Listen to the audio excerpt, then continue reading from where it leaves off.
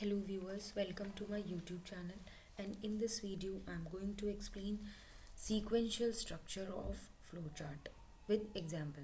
So a sequential structure is the simplest flowchart structure. It shows a process, a series of steps, or an order of events.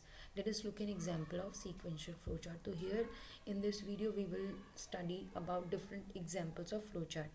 The first one, a flowchart to make a cup of tea. So you need to firstly start the flowchart with oval shape, that is start stop shape. So here start, and then take a pan and pour water.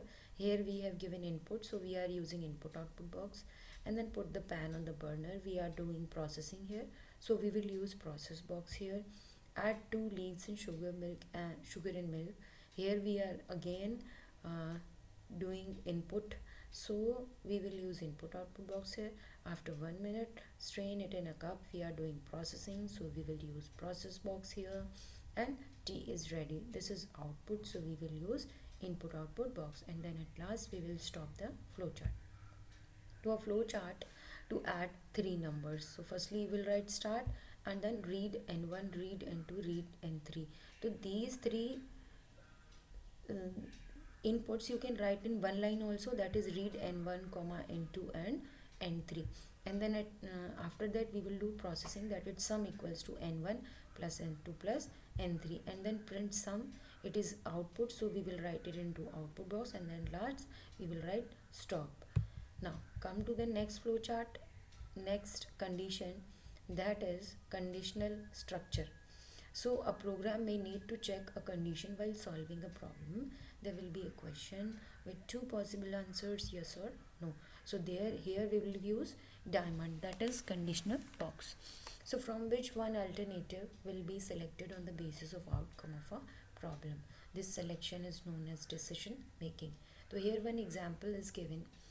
Algorithm, if condition is there, sequence of steps else will be there, and sequence of steps will be there. So here question you will write in diamond box. 2 answers will be there, yes or no. Next step to be taken when the answer is yes, and next step to be taken when the answer is no. In both the cases we will move to the next step. Now come to the example of this if else condition.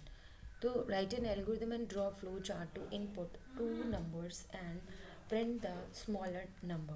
So here we don't know what is the value, but we have to compare that 2 numbers, that among them both of them which number is greater smaller, that we have to find out.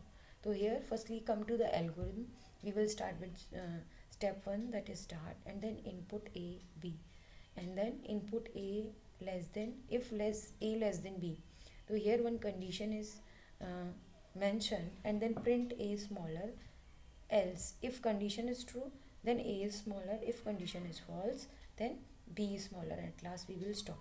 So firstly write here start in oval box, and then input a b, and here we have mentioned the question is a less than b, and we have used decision box, diamond box use kiya hai because we are showing condition. There will be 2 answer, yes and no. So if answer is no, then which number will be smaller? B is smaller.